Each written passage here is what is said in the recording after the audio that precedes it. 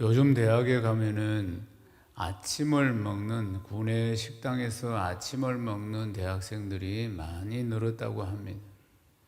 예, 구내 식당이 학생들을 위한 식당이 아침 8시에 문을 열면은 많은 학생들이 아침을 먹으러 온답니다.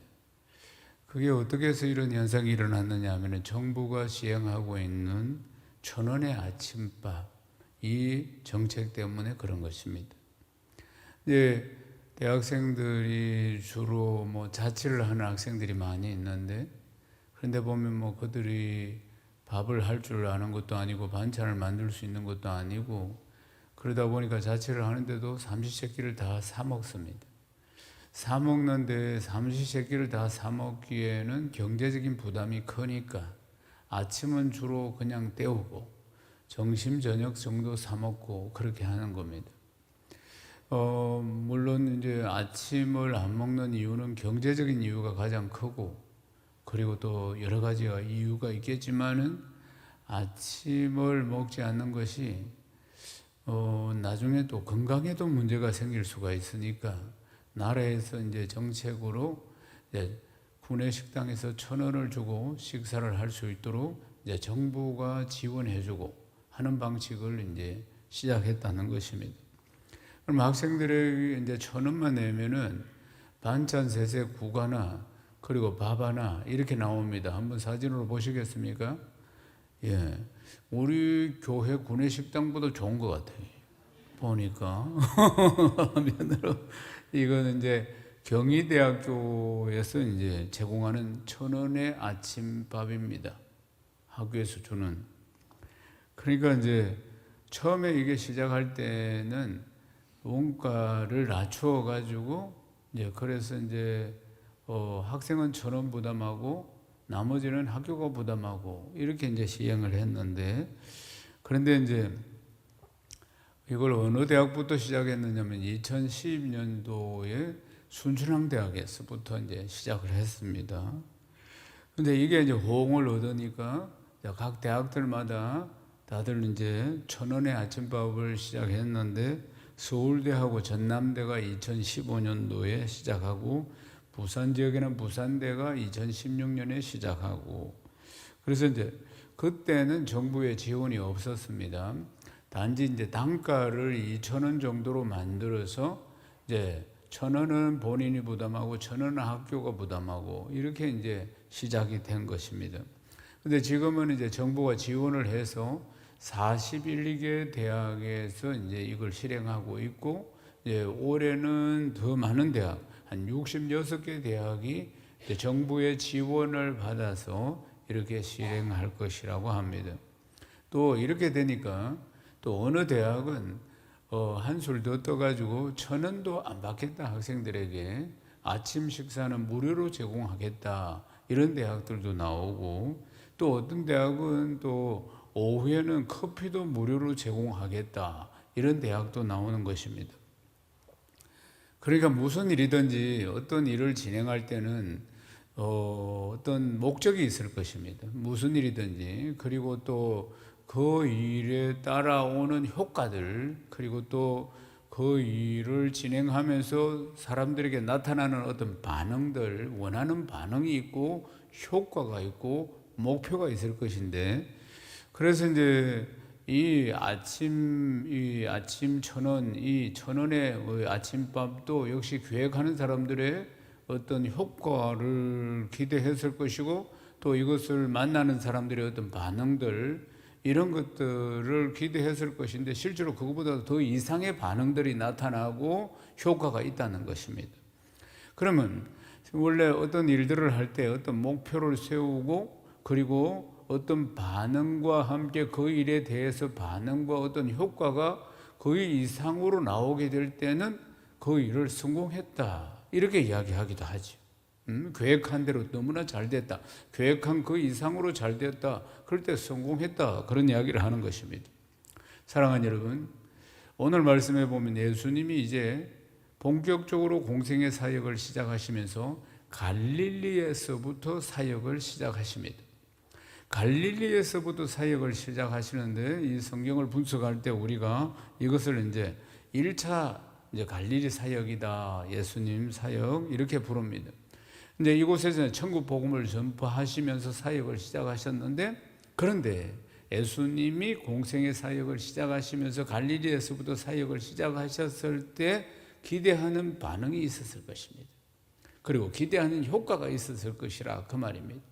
그런데 예수님이 공생의 사역을 시작하시고 갈릴리에서부터 사역을 시작하실 때 일어났던 반응은 어떻는가 하는 부분들과, 오늘 예배에 참석한 우리가 하나님의 말씀을 들으면서 일어나고 있는 반응은 또 어떤 건가, 내 안에서 일어나고 있는 반응과 말씀을 내가 들었을 때에 어떤 역사들, 어떤 효과들이 일어나고 있는가 하는 부분들입니다.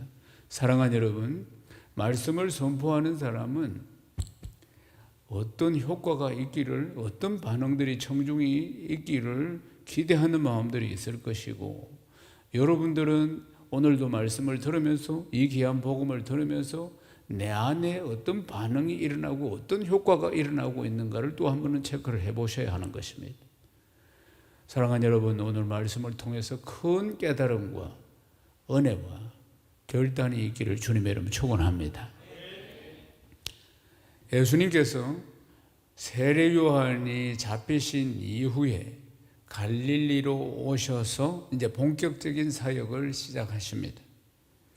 근데 그 당시에 이 갈릴리라는 지역은 정치와 종교의 1번지가 예루살렘입니다. 예루살렘에서부터 멀리 떨어져 있는 지역이기 때문에 주목을 받지 못하는 곳이었고, 어쩌면 전시당하는 그런 곳이었는지 모릅니다. 그런데 예수님께서는 예루살렘에서 사역을 하시는 게 아니고 전시받고 있는, 좀 이렇게 소외당한 이 갈릴리 땅에서부터 예수님이 사역을 시작하셨다는 것입니다. 이 말씀부터 선포하십니다. 마가복음 1장 15절을 읽겠습니다. 이르시되 때가 찼고 하나님 나라가 가까이 왔으니 회개하고 복음을 믿어라 하시더라. 이 말씀을 선포합니다. 때가 찼다, 이제 때가 찼다. 그리고 하나님 나라가 가까이 왔다. 그러니까 회개하고 복음을 믿어라. 주님이 이렇게 선포하시는 것입니다. 그러니까 때가 찼다. 구약에 메시아가 오실 것이다. 그리스도가 우리의 구원자가 오실 것이라는 말씀에 때가 차서 내가 왔다, 이 말씀입니다. 때가 차서 지금 내가 왔다. 그래서 그리고는 하나님 나라가 가까이 왔다. 그러니까 회개하고 복음을 믿어라, 이 말씀을 선포하는 것입니다. 하나님 나라가 가까이 왔다. 회개하고 복음을 믿어야 한다. 회개하고 예수 그리스도를 믿어야 한다. 아멘이십니까? 때가 차서 내가 왔다. 그리고 이제부터 다시 회개하고 하나님 나라가 가까이 왔으니까 복음을 믿어야 한다. 예수 그리스도를 믿어야 한다.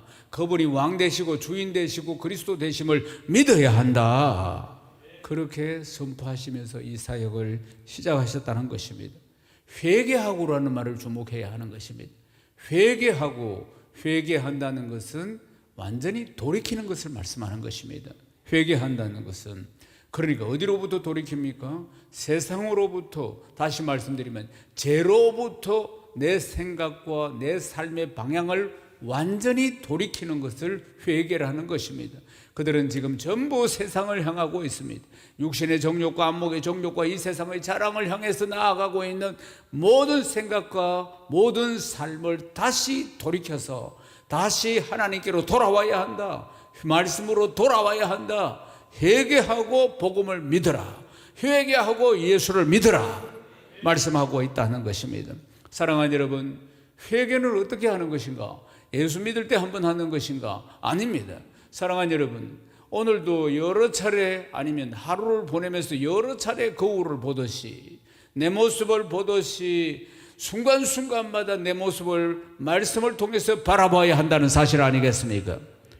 우리는 죄인이고 우리의 생각과 우리의 삶은 늘 죄에 찌들어 있거나 죄의 세력에 사로잡혀 있으니까 나도 모르게 그쪽을 향해 가고 있다는 것을 기억해야 합니다. 우리가 얼마나 연약한 인간이라는 것은 스스로가 너무나 잘 알고 있습니다. 아무리 결단해도 그 교묘한 유혹 앞에서 넘어지기가 일수인 자가 우리라는 사실을 너무나 잘 알고 있습니다. 그러니까 회개하고 복음을 믿어야 하는 것입니다. 매 순간순간마다 내 자신을 돌아봐야 한다는 것 아니겠습니까? 세상으로 향했던, 죄를 향했던, 알게 모르게 지었던 그 모든 것으로부터 다시 한번 말씀을 통해서 내 자신을 조명해보고 돌아서고 또 돌아서고 결단하고 또 결단해야 한다는 사실 아니겠습니까? 사랑하는 여러분, 우리가 믿음을 지키고 살아간다는 것이 이 세상에서 얼마나 어려운지 다들 이번 한 주간도 잘 체험하고 오늘 이 예배 자리에 온 것 아니겠습니까? 상대적으로 우리가 얼마나 연약한 존재인가를 스스로 우리는 체험하면서 오늘 이 자리에 왔습니다. 에베소서 6장 12절에 말씀합니다. 우리의 싸움은 인생 전체가 싸움이요 인생 전체가 전쟁이라 그 말입니다. 사업을 하든지 신앙생활을 하든지 믿음 생활을 하든지 가정생활을 하든지 자녀를 양육하든지 직장을 다니든지 공부를 하든지 모두 다 영적 싸움이라 합니다. 에베소 6장 12절에 우리의 싸움은 혈과 육이 아니고 어둠의 영들과의 전쟁이라 합니다. 그 배후에는 어둠의 영들이 있는 것입니다. 악하고 더러운 귀신들이 있다는 것입니다. 그래서 요한복음 10장 10절에 우리의 인생을 도둑질하고 우리의 믿음을 요만큼 남은 믿음도 다 도둑질하고 죽이고 그리고는 멸망시키려고 하는 것 아니겠습니까? 우리의 싸움은 이 사람과 저 사람의 싸움이 아니라 이 말입니다. 그 배후에 있는 어둠의 영들과의 전쟁이라는 걸 늘 우리가 기억해야 하는 줄로 믿습니다. 믿음을 지키며 산다는 것이 얼마나 어려운가요? 사랑하는 여러분, 그러므로 회개하고 복음을 믿어야 합니다. 늘 깨닫고 늘 돌아서고 늘 주 앞에 서야 한다는 사실 아니겠습니까? 내 모습을 아주 리얼하게 쳐다봐야 한다는 것입니다. 복음을 든든히 붙들어야 합니다. 매일매일입니다. 순간순간이라는 것을 기억해야 합니다. 이 메시지를 갈릴리에서 먼저 선포하십니다. 하나님의 회개하고 복음을 믿어라, 복음을 믿어라, 그렇게 선포하신 것입니다. 사랑하는 여러분, 이 말씀을 선포하신 뒤에 이어서 제자들을 부르시는 장면들이 나옵니다. 이 선포한 말씀 앞에 순종하는 제자들을 부르시는 장면들 말입니다. 사랑하는 여러분, 우리는 주님의 말씀을 들으면 두 가지 중에 하나입니다. 불순종이냐 순종이냐, 불순종이냐 순종이냐. 항상 신앙생활은 그렇습니다. 이해가 안 돼도 순종하고 유익이 없어도 순종하고 그리고 또 눈에 보이는 거 없어도 귀에 들리는 거 없어도 손에 잡히는 거 없어도 내 경험과 내 감정으로 느낄 수 없다 할지라도 하나님의 말씀은 진리의 말씀이니까 그 말씀 앞에 순종하는 것입니다. 아멘입니까? 아멘의 뜻이 뭡니까? 믿습니다. 그렇게 하겠습니다. 순종하겠습니다. 이 단어가 아멘이라는 것입니다. 사랑하는 여러분, 주님이 말씀하시면 우리가 순종으로 반응해야 합니다. 예배 때 이 말씀을 들으면 순종으로 반응해야 한다는 사실입니다. 아멘이십니까? 내 감정과 내 생각과 내 기억과 내 경험과 다르다 할지라도 내 기억과 내 경험과 내 감정은 진리가 아닙니다. 나의 경험일 뿐이지, 나의 기억일 뿐이지, 나의 지식일 뿐이지, 진리는 하나님의 말씀입니다. 하나님의 말씀 앞에는 우리가 다 하나님의 말씀을 다 이해할 수 없습니다. 사랑하는 여러분, 아멘 하는 순간부터 이해가 되는 겁니다.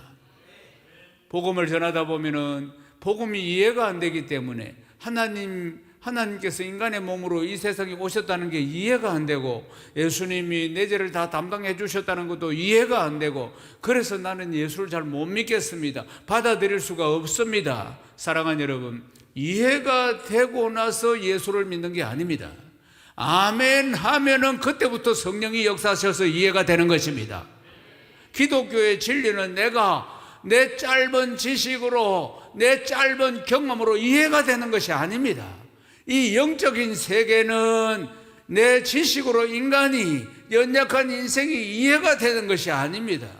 믿습니다. 아멘입니다. 할 때 성령이 역사하셔서 알게 해주시고 깨닫게 해주시고 믿게 만들어 주시는 것입니다.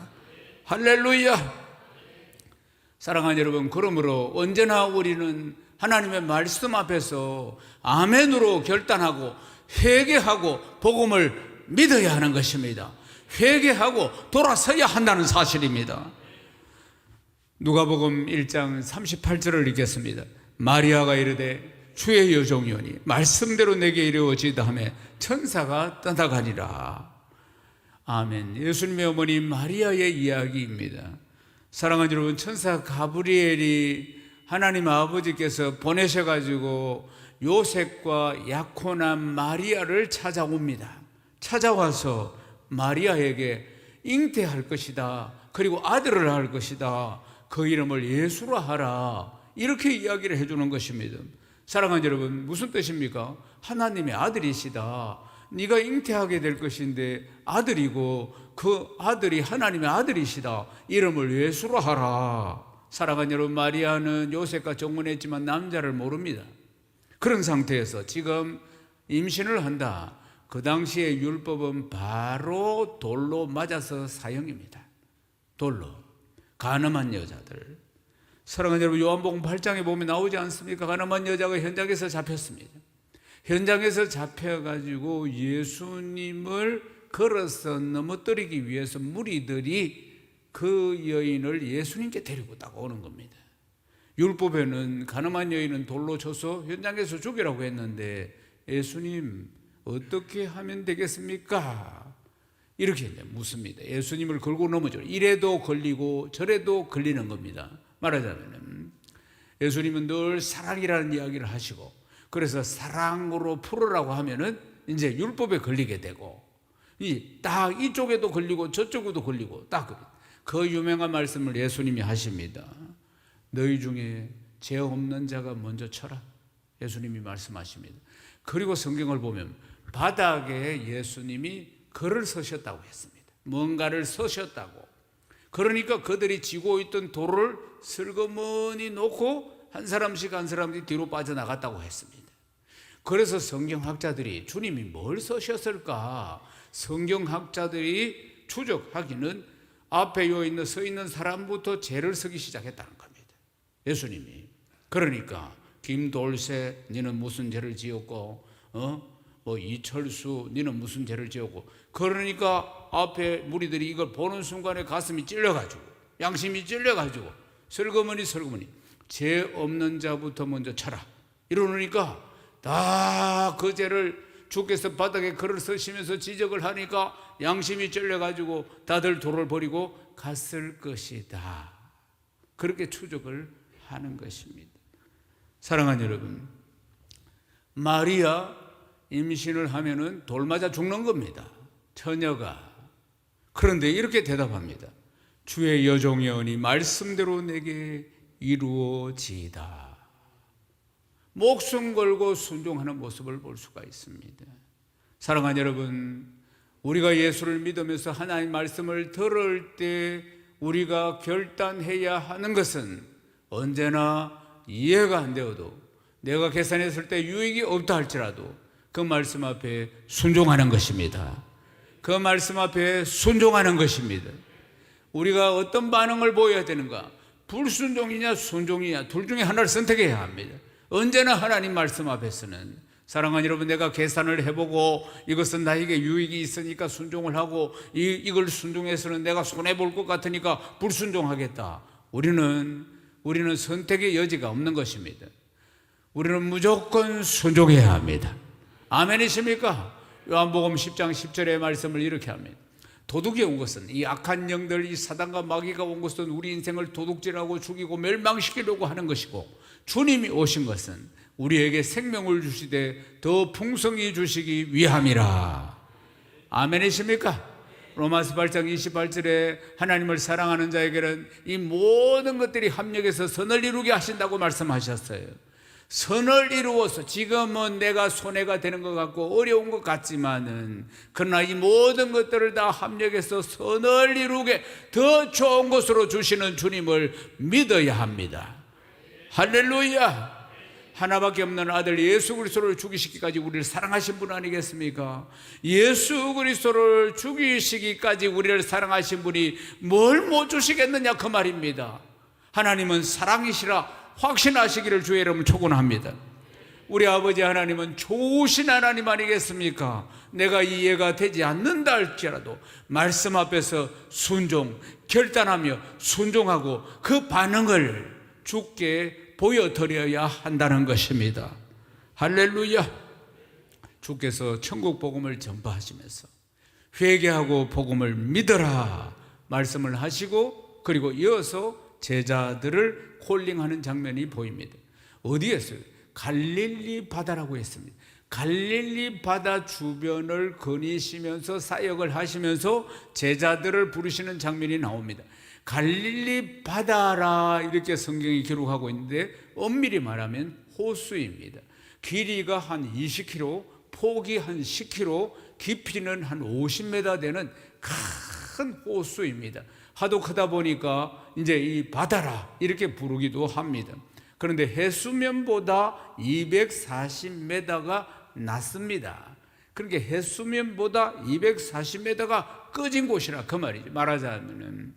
그런데 그곳에는 한 200여 종의 물고기들이 살고 있습니다. 그래서 갈릴리 바다 주변에 어부들이 많이 살고 있는 것입니다. 고기를 잡아서 생활하고 있겠죠. 그런데 예수님께서 첫 사역을 갈릴리 해변에 돌면서 지금 사역을 하시는 장면들, 첫 번째 제자를 부르시는 장면이 나옵니다. 마가복음 1장 16절에서 17절을 읽겠습니다.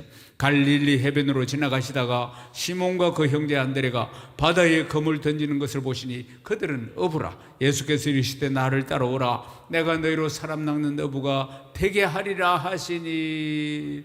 아멘. 제일 먼저 바다에서 그물을 던지고 있는 시몬과 그 형제 안드레를 부르시는 장면이 보입니다. 시몬이 누구냐? 베드로입니다. 시몬과 안드레를 주님이 부르시는데 어떻게 부르시느냐? 이제 너희들을 사람 낚는 어부가 되게 하리라 이렇게 부르시는 것입니다. 지금까지는 그들은 그물로 뭘 잡았습니까? 물고기를 잡았습니다. 그들의 직업이 어부예요. 태어날 때부터 어부였고 그 부모들도 어부였고, 그러니까 대대로 갈릴리 바다 옆에 살면서 어부였던 그들입니다. 그러니까 그들은 고기를 잡는 맛을 아는 것입니다. 사랑하는 여러분, 낚시 좋아하는 분들이 있지요.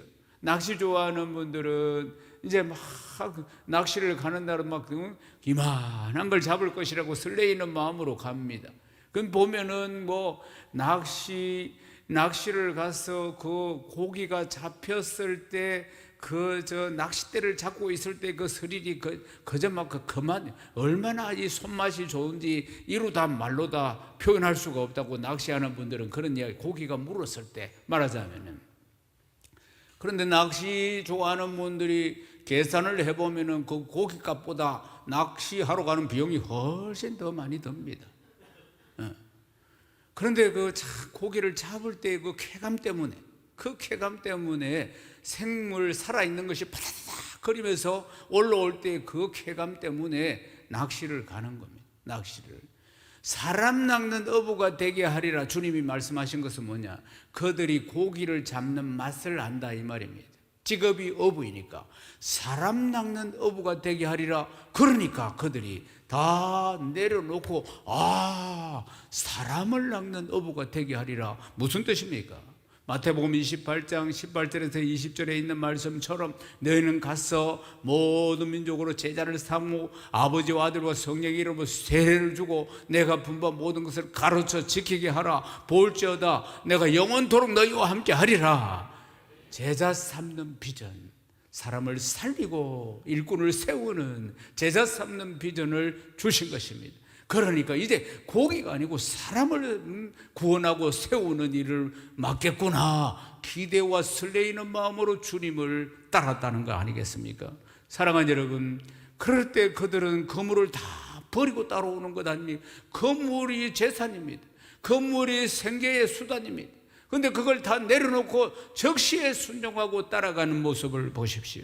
사랑하는 여러분, 조금 가시다가 또 주님이 그러니까 세베대의 아들 야고보와 요한을 또 부르시는 장면이 나옵니다. 그들은 배에서 그물을 정리하고 있었는데 그때 세베대의 아들 야고보와 요한 이 두 형제를 주님이 부르십니다.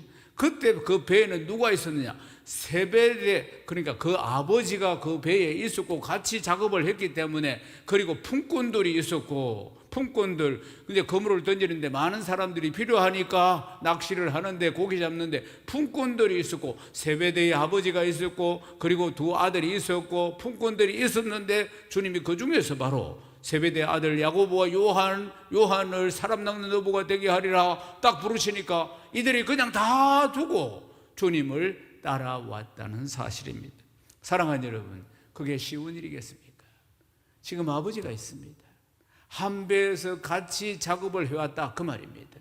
손이 모자라니까 품꾼까지 다 서서 지금 고기를 잡고 있는데, 그런데 주님이 부르시니까 그 생업의 수단인 모든 것들을 다 내려놓고, 가족을 다 내려놓고, 어쩌면 자기의 목숨도 내려놓고 그렇게 순종하며 왔다는 거 아니겠습니까? 사랑하는 여러분, 말씀 앞에 순종하는 것은 쉬운 일이 아닙니다. 순종하는 것은 주님의 생각과 내 생각이 얼마나 다른지 모릅니다. 그러니까 때로는 이 순종하며 결단한다는 것이 정말 목숨을 거는 것만큼 힘들 수도 있는 것입니다. 그런데 주님의 제자들이 지금 주님 부르실 때 다 내려놓고, 생업도 내려놓고, 가족들도 내려놓고, 어쩌면 목숨도 바쳐야 할지 모르는 그 길로 따라 나서는 모습을 보십시오. 실제로 예수님의 12제자 중에 11명은 다 순교했습니다. 사도 요한 외에는 모두 다 순교인데, 1호 순교자가 누구냐? 오늘 말씀에 나오는 야고보입니다. 야고보가 제일 먼저 순교를 하고, 야고보의 형제인 사도 요한, 요한복음과 요한계시록을 기록한 사도 요한은 90이 넘어서 장수하시다가 유일하게 천국 가셨습니다.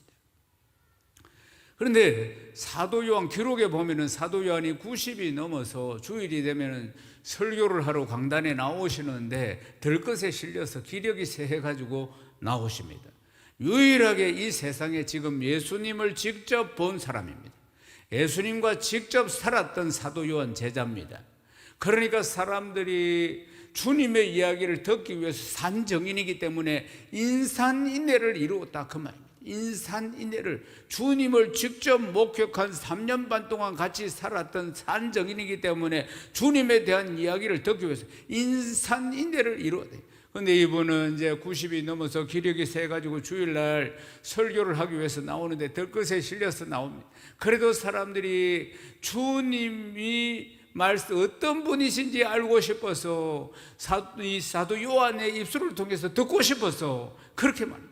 그런데 기력이 세가지고 강단에 이게 의자가 있는데 의자에 앉으셔가지고 숨을 쉬면서 말씀을 못 하시다가 한 말씀 딱 하십니다. 하나님은 사랑이시라. 오늘 설교 끝입니다. 그 한 말씀하고 들어가시는데도 눈물 바다가 되고, 당신이 보신 하나님이 사랑이시라 이 말이지. 감동이 넘치고 그 한마디에 그런 예배였다는 사실 아니겠습니까? 사랑하는 여러분, 모두 다 죽기까지 순종하셨습니다. 그 부르심 앞에서 변치 않고 끝까지 잘 달려가신 모습들을 볼 수가 있습니다. 사랑하는 여러분, 순종의 결단이 우리도 필요한 줄로 믿습니다. 제자들을 부르신 주님이 그 다음 가버나움으로 들어가십니다. 가버나움은 갈릴리 바다 북쪽 끝에 있는 도시입니다. 작은 어촌입니다. 도시라기보다는. 그러니까 여기는 어부인 시몬 베드로, 그리고 그 형제 안드레, 그리고 야고보와 그 형제 요한, 그들이 다 이곳에 살고 있었습니다. 이제 성지순례를 내려가서 가버나움을 꼭 가보는데, 가버나움에 가면은 팻말이 이렇게 붙어 있습니다. The town of Jesus. 예수님의 마을이다. 그렇게 붙어 있습니다. 그 안에 들어가면은 베드로가 살았던 집이 있고요. 예수님이 귀가하시던 곳도 있고요. 그리고 회당도 있고, 늘 회당에서 예수님이 말씀을 전하셨기 때문에 예수님이 사역하셨던, 그리고 사셨던 여러 가지 제자들의 흔적들이 그 마을에 제일 많이 남아 있다는 것입니다. 그런데 예수님이 회당에 들어가서 말씀을 전하시는데 세상 사람들이 깜짝 놀랍니다. 왜 놀랐느냐?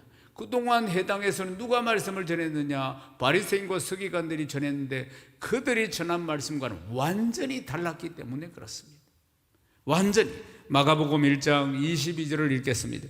무사람이 그 교훈에 논라니 이는 그가 가르치시는 것이 권위 있는 자와 같고 서기관들과 같지 아니함이러라. 예수님이 말씀을 전하시는데 서기관들이나 바리새인들과 같지 않다 그 말. 그들은 자기 자랑을 하고 아주 형식적이고 아주 율법적이고 자기 권위를 자랑하고 이런 것들, 이런 말씀들을 전했는데, 그리고 잘못된 유전들을 전하고 뭐 이런 이야기들. 그런데 주님은 진리 그 자체 아닙니까? 진리 그 자체, 주님이 진리시. 나는 길이요 진리요 생명이니. 주님이 진리이십니다. 주님이 생명이십니다. 주님이 길이십니다.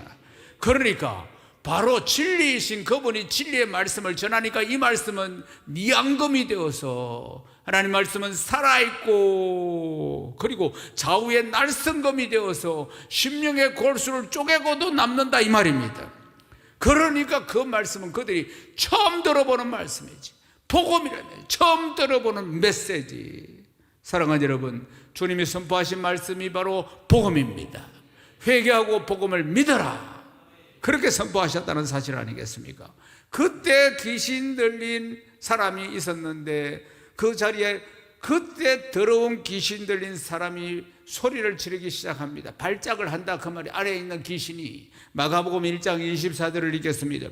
나사렛 예수여, 우리가 당신과 무슨 상관이 있나이까? 우리를 매라고 왔나이까? 나는 당신이 누구인 줄 아노니 하나님의 거룩한 자니이다. 이 영물은 알고 있었던 것입니다. 이 안에 들어있는 이 귀신은 이게 이런 걸 발작이라고 하는 것이, 발작.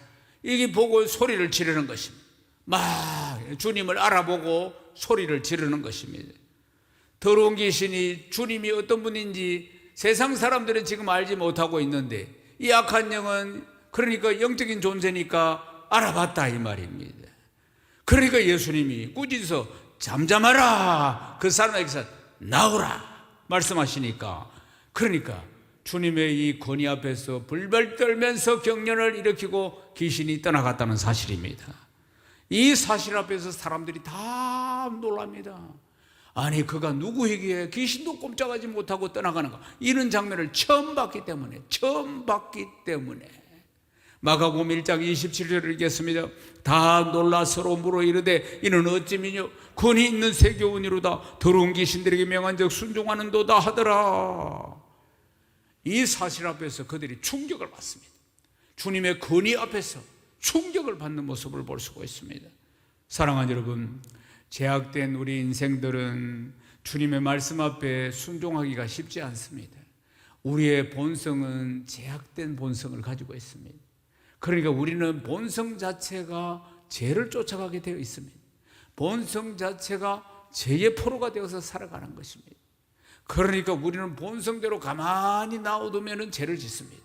늘 아주 안 좋은 생각들, 부정적인 생각들, 말들 하면서 세상의 유혹들, 육신의 정욕과 안목의 정욕과 이 세상의 자랑을 쫓아가도록 본능이 그렇게 되어 있다는 사실입니다. 우리가 계획을 세울 때 오전에는 죄를 3개 짓고 정신 못 가라서는 2개 짓고 오후에는 책을 좀 더 읽어가 더 전문적으로 죄를 더 짓고 그래서 하루에 10개씩 지으리라, 이런 생각하는 사람이 있습니까? 없습니다. 거의 모든 사람들은, 정상인 사람은 죄를 안 짓고 좀 좋게 살고 싶다, 잘 살고 싶다, 죄 안 짓고 살고 싶다, 이런 생각을 하지, 누가 오전에는 3개 짓고 2개 짓고 그 다음 3개 짓고 이렇게 계획을 세우는 사람이 어디 있겠습니까? 다들 어떻게 하면 나쁜 습관을 끊고 다시 좀 좋은 삶을 살아갈 수 있을까, 이런 생각을 하고 있는데도 불구하고, 그러나 그게 마음대로 안 됩니다. 죄의 본성이 그렇게 마음대로 되게 하지 않는다 그 말입니다. 왜 그럴까요? 왜 우리는 습관적인 죄를 끊지 못할 거예요? 죄도 낙이 있기 때문입니다. 죄도 쾌락이 있기 때문에 그렇습니다. 죄 짓는 쾌락이 있다는 사실입니다. 그것이 고통스럽고 막 야든 죄를 지었다면 완전히 죄를 지을 때마다 전지 20주로 막 두드려 맞고 이런다면 누가 지겠습니까? 결코 그렇지 않습니다. 제도 낙이 있다 그 말입니다. 제도 쾌락이 있다는 것입니다. 그러니까 그쪽으로 쫓아가게 되어 있다는 것입니다. 사랑하는 여러분, 우리는 내 느낀 대로 내 생각대로 살면 전부 죄의 포로돼 가서 이쪽으로 간다는 걸 기억해야 합니다. 그러므로 우리는 결단해야 합니다. 그러므로 우리는 하나님 말씀 앞에 단숨에 순종이 안 됩니다. 그러므로 순종하는 훈련을 해야 하는 것입니다. 세계비전 제자대학에 와서 양육반부터 제자학교, 제자대학 이렇게 양육을 받는 것은 원래 우리는 에베소서 2장 1절 2절에 있는 말씀처럼 불순종의 아들들입니다. 그런데 우리가 하나님 말씀 앞에 순종이 안 됩니다. 들어도 원래 악한 습관으로 불순종하게 돼 있습니다. 그것을 순종하는 훈련, 작은 것에서부터 순종해 나가는 훈련이 우리에게 필요한 것입니다. 크게 아멘 하십시오. 들었다고 순종이 되지 않는다 그 말입니다. 원래 불순종으로 충만하기 때문에 그렇습니다. 사랑하는 여러분, 이스라엘 백성들이 하나님께 부르짖어가 430년 종살이를 끝내고 출애굽합니다. 출애굽해서 가네스 바네아라는 곳에 섰습니다. 가나안 땅 입구입니다. 가네스 바네아라는 곳에 섰을 때 이제 40일 동안 12명의 정탐꾼 한 지파에서 한 명씩 뽑아가지고 이 땅을 정탐해 오게 했습니다. 40일 뒤에 10명의 보고는 어떻습니까? 그들의 아낙 자손들은 거인들이다. 우린 들어가면 다 죽는다. 그러니까 우리는 차라리 애굽에서 살았던 게 더 좋았을 뻔했다. 그러면서 하나님을 원망하고 그리고 모세를 원망합니다. 여호수아와 갈렙만 믿음의 보고를 합니다. 하나님께서 다 우리에게 붙이셨다. 그들은 다 우리의 밥이다. 우리가 들어가서 정복하자. 그렇지만 10명의 정탐꾼의 그 부정적인 보고를 듣고 300만 명의 이스라엘 백성들이 그날 밤에 통곡합니다. 난리가 납니다. 하나님을 원망하고 그리고 그들의 주의 종인 모세를 원망하고. 사랑하는 여러분, 그래서 하나님께서는 그들에게 징계를 내리십니다.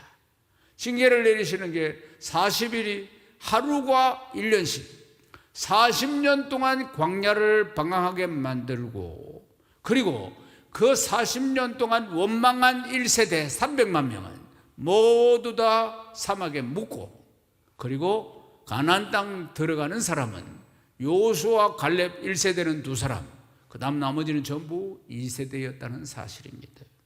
사랑하는 여러분, 그러면 광야길 40년, 열흘이면 쫙 들어갈 수 있는 길을 40년을 돌았는데 이 시간은 무엇인가? 순종하는 훈련의 시간이었습니다. 연단의 시간, 주제는 순종이었다 그 말입니다. 낮에는 구름기둥으로 그들을 덮어주시고 밤에는 기온차가 뚝 떨어지니까 불기둥으로 그들을 덮어주셔서 보호하시는데, 구름기둥이 갈 때 가고 설 때 서고 순종하는 훈련입니다. 만나와 메추라기를 목에 써서 그들이 농사 짓지 않아도 먹고 살 수 있도록 만들으셨는데 주시면 먹고 안 주시면 못 먹고, 그리고 그들이 40년 동안 빨래 한 번 한 적도 없는데 하나님께서 다 자고 나면 깨끗하게, 자고 나면 깨끗하게, 그래서 순종하는 훈련을 40년 동안 시켰어요. 그래서 그 가나안 땅으로 들어가게 하십니다.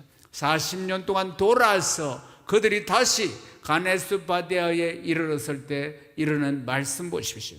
신명기 1장 29절에 30절을 읽겠습니다. 내가 너희에게 말하기를 그들을 무수하지 마라, 두려워하지 마라. 너희보다 먼저 가시는 너희의 하나님 여호와께서 애굽에서 너희를 위하여 너희 목전에서 모든 일을 행하신 것 같이 이제도 너희를 위하여 싸우실 것이며, 40년 동안 하나님이 하신 일들을 기억해라. 하나님이 하신다. 믿고 전진해라. 그래서 결국 그들은 땅을 차지하지 않습니까? 사랑하는 여러분, 변한 게 뭡니까? 40년 동안 변한 게 뭡니까? 가나안 족속들 거인들이 변했습니까? 아니면 이스라엘 백성들이 변했습니까? 사랑하는 여러분, 아니면 이스라엘 백성들이 강해졌습니까? 이스라엘 백성들이 변했지요. 어떤 백성으로? 순종하는 백성으로. 아멘이십니까? 하나님 앞에 순종하는 것을 배웠다 이 말입니다. 사랑하는 여러분, 우리가 선포된 말씀 앞에서, 오늘 주일마다 들려오는 말씀 앞에서, 믿음은 들음에서 나는 것인데 우리는 어떤 반응을 보여야 합니까? 반응이라는 단어가 중요한 것입니다. 하나님이 이 종을 통해서 말씀을 선포하게 하시면서 어떤 반응을 기대하겠습니까? 순종을 원하시는 줄로 믿습니다. 아멘이십니까? 이해가 되지 않는다 할지라도, 내 짧은 생각에 유익이 되지 않는다 할지라도 하나님 말씀 앞에서 하나님은 언제나 좋으신 하나님이시고 나에게 더 좋은 것을 주시기를 원하신다는 것을 기억해야 합니다. 내 인생 내가 계획하고 있는 것은 구멍가게, 하나님이 내 인생을 계획하고 있는 것은 메가마트. 항상 기억해야 합니다. 항상. 사랑하는 여러분, 그래서 제자들은 다 버리고 결단하고 주님을 따랐습니다.